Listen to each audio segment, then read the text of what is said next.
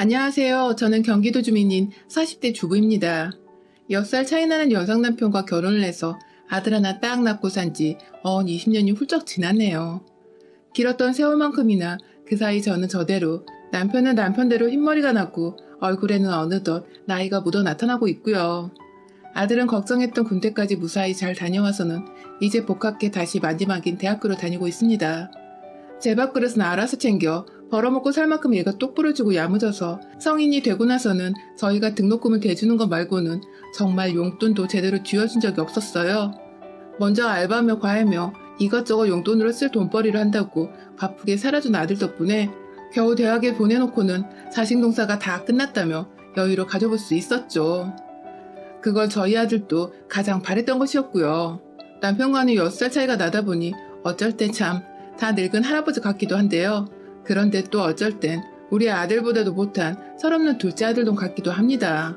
저야 주부니까 밖에서 남자가 어떻게 일을 하고 사는지 잘 알 수는 없지만 집에서 어쩌다 직장에서 걸려온 전화라도 받거나 일하는 모습을 비출 땐 세상 진지하고 또 무서워 보이는 게 얼굴에 힘이 잔뜩 들어가서는 주름이 자글자글 하더라고요. 그 모습을 보니 제가 그래도 이 사람 와이프는 와이프인지 그게 안쓰럽다며 괜히 옆에 가서 먹을 과일 몇 개 잘라주거나 홍삼 스틱 하나 먹여주며 힘내라고 무언의 응원을 하기도 했죠. 그렇게 이 사람 건강에 걱정이 됐고 밖에서 모진 소리 들으며 돈을 벌어오진 않을까 안쓰럽다가도 제 걱정이 아주 무색할 정도로 주말 내내 소파 위에 퍼들러 앉아 TV를 본다거나 덜렁대고 걸어다니다 집에서 문턱에 걸려 넘어지거나 하는 날에는 참 내가 나이가 들어서도 아들 하나를 더 꾸준히 키워야 하겠구나 싶어서 피식 웃음이 나오곤 했죠. 저희가 비록 외동아들 하나를 키우고 있는 집이었지만 비교적 딸들 키우는 집 마냥 자식 애교도 많이 보며 살았고 지금까지도 웃음이 잘 끊이지 않는 화목한 가정으로 지내고 있습니다. 저희 부부가 결혼할 때 맹세한 것도 있었고 워낙 자식들에게만큼은 좋은 부부의 모습을 보여주고 싶어 했던 욕심도 있었기 때문에 큰 싸움 한 번 없이 이렇게 사는 것이 가능한 것이었는데요. 저나 남편이나 사실 어릴 적에 그닥 좋은 가정 환경을 가졌던 것이 아니었거든요.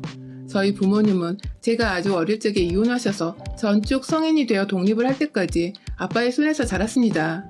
제게는 참 다정하고 그 시절 꼭 딸바보만 같았던 아버지셨는데 희한하게 술만 드시고 오면 엄마를 때리는 나쁜 손버릇을 가지고 계셨어요.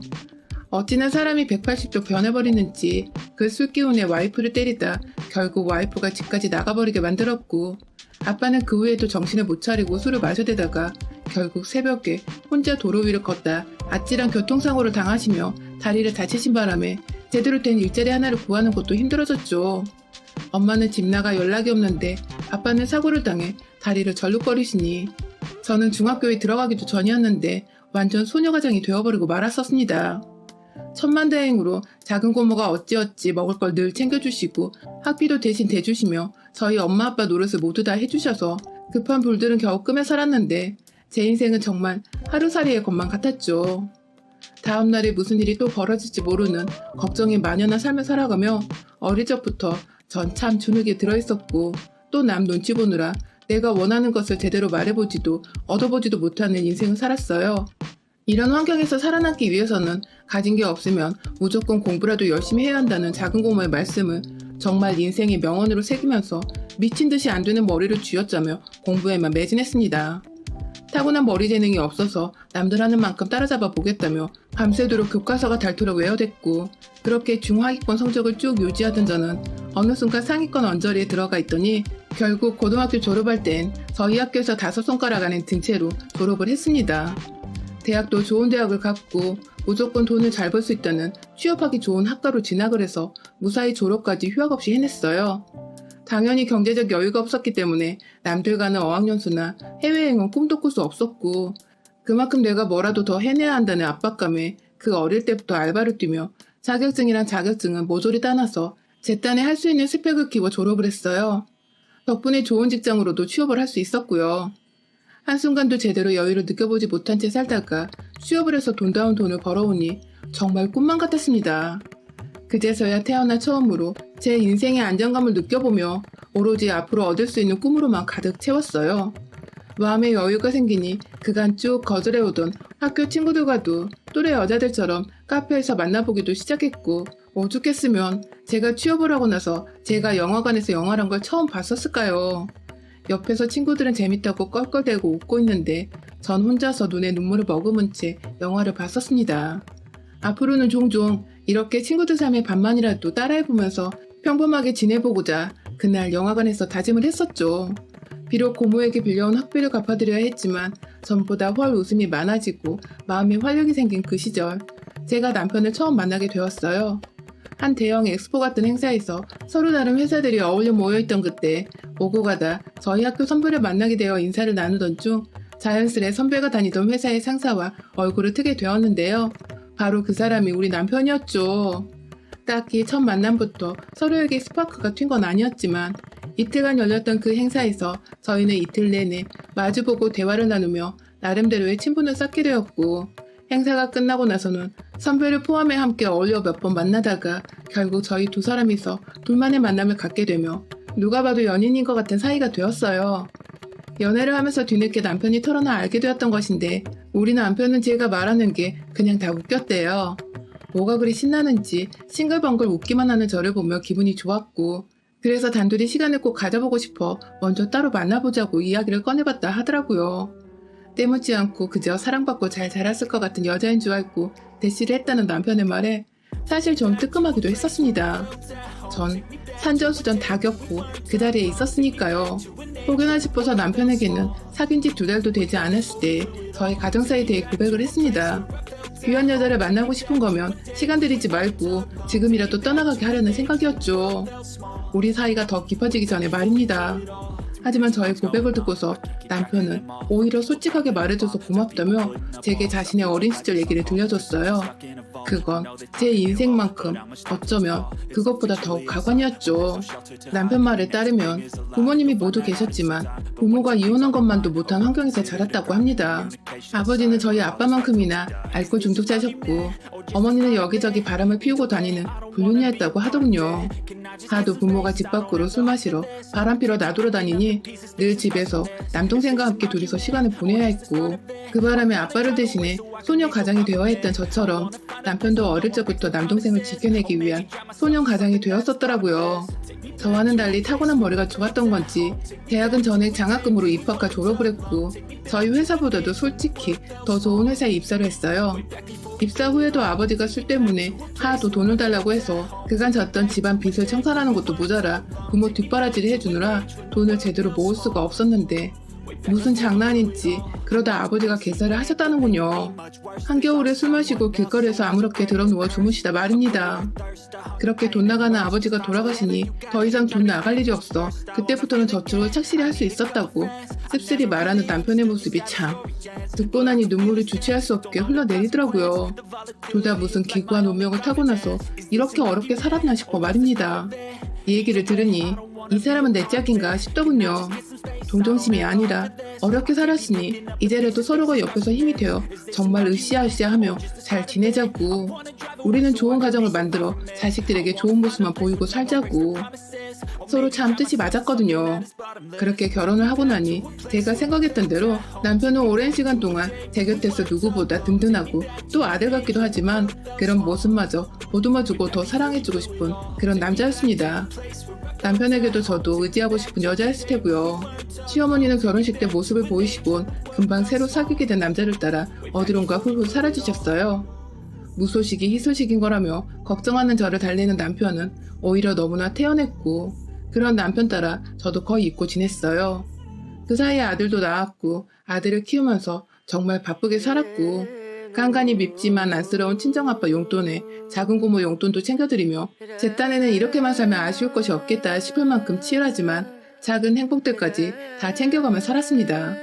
모든 게 뜻대로 흘러가던 도중 제가 직장에서 더 치열하게 일하지 못했던 것인지 승진해서 자꾸만 밀리게 되며 주변 인간관계도 그렇고 스트레스를 좀 받게 되어 그만두게 되었어요. 40 초반에 일을 그만두게 되었으니 거의 20년 가까이를 직장 생활을 했던 것이죠. 일까지 그만두고 오로지 남편을 내조하며 아이가 사회인으로 잘 성장하기를 응원하는 온전한 주부의 모습이 된 저는 몇 년 동안 자유를 만끽하며 참 즐겁게 살았습니다. 남들은 잘려서 난리라는데 혼자 승승장구를 잘하고 있는 든든한 남편의 곁에서 노후 준비를 나름 착실히 하기도 했고요. 그렇게 고민 걱정이라고는 하나도 없을 것 같던 저희한테 딱 한 달 전에 문제가 생겼어요. 갑자기 날아든 골칫덩이 돌덩이 마냥 그 오랜 시간 동안 모습을 감추었던 시어머니가 다시 나타나신 겁니다. 그간 만나던 남자와 헤어졌거나 급하게 돈이 필요할 때 제가 아닌 남편과 몰래 만나왔었다는 것을 저는 알고 있었어요. 그렇게 갑자기 나타난 어머니는 늘 아들 생각을 못하는 건지 매정히 돈만 요구하고 또 호련히 떠나곤 하셨는데 아무래도 이번에 또 돈이 떨어진 모양이었나 보더라고요. 나이가 드신 바람에 이제 더 이상 남자는 옛날처럼 갈아치우지 않은 것 같았고요. 그간 제가 직장 생활하느라 제 일이 바쁘기도 하고 남편이 먼저 말을 안 하길래 눈치를 챘음에도 모른 척하곤 했는데 이제는 제가 주부이기도 하고 시간이 남아도는데 우리 남편 힘들게 한 시어머니가 또 연락을 해오는 것 같자 그냥 보고 있기가 싫었어요. 남편에게 말을 꺼내 당당히 제 앞에서 전화를 받으라고 타일렀고 또 동시에 집으로 한번 초대를 하자고 말을 했습니다. 밥 잘 먹고 나서 몇 마디 어머니께 말을 꺼내보려 할 심상이었죠. 남편도 순순히 알겠다고 했고 그렇게 저희는 2달 전에 결혼생활 20년 넘어 처음으로 시어머니를 집으로 초대했어요. 나이에 비해서 여전히 참 고우셨던 시어머니는 아들 집에서 밥 먹는 감회가 이제서야 새로우신 건지 멋쩍어 하시면서도 참 즐거워하셨어요. 아들과 며느리한테 말 한마디 거는 게 조심스러워 멀뚱히 손자만 예쁘게 바라보시는 어머니 모습에 제가 차마 이제 돈 달라는 소리 그만하라는 쓴소리를 못하겠더라고요. 보통은 젊은 시절부터 바람 피우고 가정에 소홀했으면 나이가 들어서도 개차반이던데 제가 상상했던 시어머니 모습과 완전히 달라서 정말 깜짝 놀랐었죠. 하는 수 없이 그날은 정말 다 같이 밥만 먹었습니다. 여전히 다 같이 있는 거 어색해하는 남편을 대신해 가운데서 제가 어떻게든 살가운 며느리 노릇을 했었고요. 그날은 자연스레 밥을 먹고 어머님을 남는 방 한켠에 주무시도록 했습니다. 뭔가 훈훈하게 흘러가고 있죠? 그런데 그날부터 본격적인 저희 부부의 근심이 쌓여갔어요. 아니 글쎄 잘 자고 있던 그 꼭두 새벽에 거실에서 막 누가 걸어다니는 발소리가 들리는 거예요. 순간 시어머니가 아직 가까운 가족이란 생각은 안 들어서 혹여나 싶어 경계심에 시어머니가 뭐라나 밖으로 후딱 나갔는데 어머님이 거실 TV를 올려둔 캐비넷을 열어보다가 저랑 눈이 마주쳤어요. 앉아서 뭘 뒤지려다 걸리신 것 같은 꼴이 하도 무서워 소스라치게 놀라 어머님을 부르니 어머님은 정말 귀신이었던 것 마냥 소리 없이 방으로 도로 들어가셨어요. 전 도로 침실로 돌아와서도 이게 꿈이었나 싶을 정도로 황당했고요. 다음날 어머님은 아침 일찍 이제 가보겠다고 남편 출근길에 함께 집을 나섰고요. 저는 내내 새벽에 어머님과 거실에 마주쳤던 것을 되새기며 찜찜해서 괜히 마음이 싱숭생숭했었죠. 다행히 캐비넷에 건전지나 카메라 충전기 같은 자잘한 것들만 들어있어서 잃어버릴 것도 없었고요. 하지만 문제는 그날 이후 어머님이 저와 좀 더 친해지셨다는 생각이 드셨는지 2달 내내 저를 들들 볶으셨어요. 남편한테 제 연락처를 물어본 건지 제 전화는 어찌알고 전화가 와서는 밥 해줘서 고맙다고 밖에서 맛있는 걸 사주겠다며 불러내셨고 정말 나가면 또 만난 고기를 실제로 사주곤 하셨습니다. 갑자기 호의를 받자 저도 당황은 했지만 시어머니와 잘 지내다 보면 남편한테 돈 달란 소리 하지 말란 말을 좀 더 편하게 꺼낼 수 있지 않을까 싶어서 오는 전화 다 받아내며 또 살가운 며느리 노릇을 했죠. 그러다가 또 저희 집에 다시 초대를 해서 다 같이 밥을 먹게 되었어요. 그런데 아니 글쎄 이번에 먼저 자고 가겠다고 짐을 싸서 오셔서는 그날 새벽 또 저한테 저희 집을 뒤지다 걸리셨습니다. 이번엔 우연이 아니었죠. 저희가 잘 때 답답하다며 꼭 방문을 열어두고 잠이 드는데요. 그건 아들도 마찬가지고 그냥 저희 집 사람도 취향이에요. 그런데 이번에 어머님은 부엌이 아니라 문 연 안방을 멋대로 들어오셔서는 제 화장대 아래 서랍들을 열어보다가 잠에서 깬 저한테 딱 걸리셨어요. 제가 놀라 바로 또 소리를 치니 이번에 남편도 소스라치게 놀라서는 잠에서 깼고요. 둘 다 뭐 하시냐고 목소리를 높여 물어보니 아무것도 아니라며 서랍장을 미처 닫지도 않고 그냥 또 주랭랑을 치며 방 안으로 들어가시는 어머님을 뒤따라 제가 일어나 서랍장을 살펴봤어요. 어찌나 살살 잘도 뒤졌는지 서랍장 안은 엉망인데 정말 소리가 하나도 들리지 않았더라고요. 당장 어머니께 가려 하니 방문은 잠겨있고 불도 꺼놓으셨는지 안에는 불빛이 보이지 않고 밖에서 불러도 나오질 않으시니 저희 부부는 또 왜 저러시냐는 말과 함께 그냥 잠이 들었어요. 다음 날에는 또다시 남편 따라 집을 나가시는데 저희 부부 모두 그냥 해프닝일 거라고만 여기고 말았죠. 혹시 치매 증상일 수도 있다는 좀 의학적인 근거도 내보면서 말이죠. 그리고 바로 일주일 전 바보같이 저희는 또 어머님을 집으로 초대했어요. 혹여나 진짜 치매라서 밤에 자기도 모르게 돌아다니시는가 싶어 같이 병원이라도 가보자는 말을 꺼내려 했죠. 그렇게 초대해서 밥을 먹고 자연스레 나이가 있으니 병원 가자는 말도 꺼내봤고요. 순순히 알겠다고 하셔서 예약을 잡아놓겠다는 말씀도 드리고는 그날도 역시나 저희 집에서 주무시고 가시도록 했는데요. 혹여나 싶어 저는 어머님이 또 깨셔서 안방으로 들어올까봐 문을 닫아놨고요. 그런데 아니 그날 새벽 저희 어머님이 또 저희 안방에 들어오셨습니다. 글쎄 남편이 밤에 목말라 물 마시겠다고 나가면서 방문을 걸어 잠그는 걸 깜빡했나 보더라고요. 불안한 마음에 옅은 잠을 자고 있었던 제 귀에 고스란히 문 여는 소리와 함께 시어머니는 실눈 뜬 저를 쳐다보고는 잠든 줄 아셨는지 그대로 또 안방 화장대를 찾으셨어요. 한참을 둘러보다가 심지어 본인 핸드폰 조명까지 몰래 켜서는 서랍장을 뒤지시던 시어머니. 이번에 깨있는 틈 내지 않고 조용히 시어머니가 뭘 하시는지 지켜보려 했습니다. 왠지 보면 볼수록 치맥기가 아닌 전문적인 도둑놈 모습 같기도 해서 찜찜한 마음에 인상 팍 찡그리고 뒤에서 지켜봤죠. 그런데 정말 밥 먹이고 재워주는 아들 부부의 은혜를 이렇게 갚으시더군요. 아니 글쎄 서랍장 구석 한켠에 조용히 저희 부부 은행 도장들을 담아둔 천봉투 하나를 집어드신 시어머니는 이내 누워있는 저희 부부 침대를 확인하시고는 곧장 밖으로 나가시더라고요. 설마 지금 우리 부부 통장을 훔쳐가시는 건가 싶었는데 분명 손에 달랑 선봉투 손잡이만 대롱대롱 들고 나가셨던 시어머니. 뭔지 몰라 황급히 뒤를 따라 나서려는데 아니 시어머니는 방에 이미 짐을 다 싸서는 조용히 몰래 이 집을 나가시려고 혼자 채비를 하고 계시더라고요.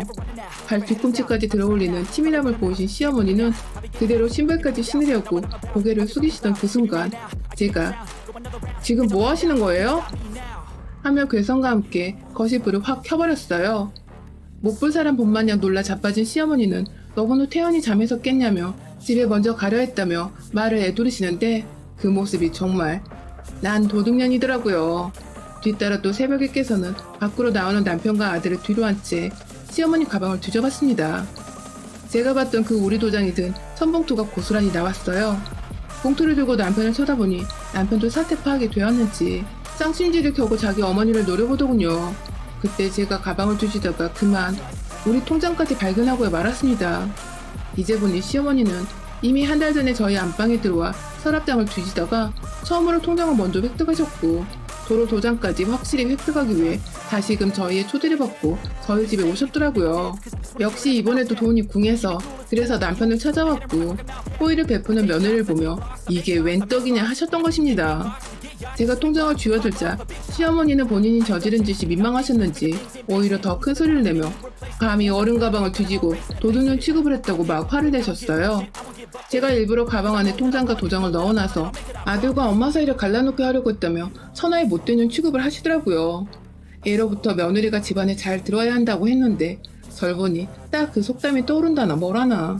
듣다 화가 나서 남편 따라 쌍심지를 키며 말 함부로 하지 말라고 하니 제 표정을 보시며 그래 결혼할 때 엄마도 없고 아빠는 반 등신이더니 딱 그런 집에서 자란 애 티가 난다고 엄한 사람 잡지 말라며 본인 가방을 챙겨 막 밖으로 나가려 하시더라고요. 그 말에 제가 참던 마지막 인내심이 터져버리고 말았습니다. 뭘 한다고 막내도 없던 사람이 갑자기 나타나 우리 집에 대해서 함부로 떠드는지.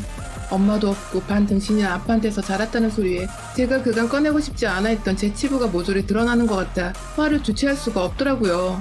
나가려는 시어머니 뒷덜미를 잡고 집 안으로 끌고 왔어요. 마땅한 게 없어 집을 막 살펴보다가 그냥 바로 베란다로 끌고 가 밀쳐버리자 시어머니는 타일바닥에 그대로 꼬꾸라지셨어요. 그런 시어머니한테 말했죠. 도둑년에 바람핀다고 자식까지 내팽겨치고 살았으면 나이 들어 창피한 줄 알라며 눈에 보이던 커피포트를 들고 와서는 안에 든 물을 위에서 막 퍼부었습니다.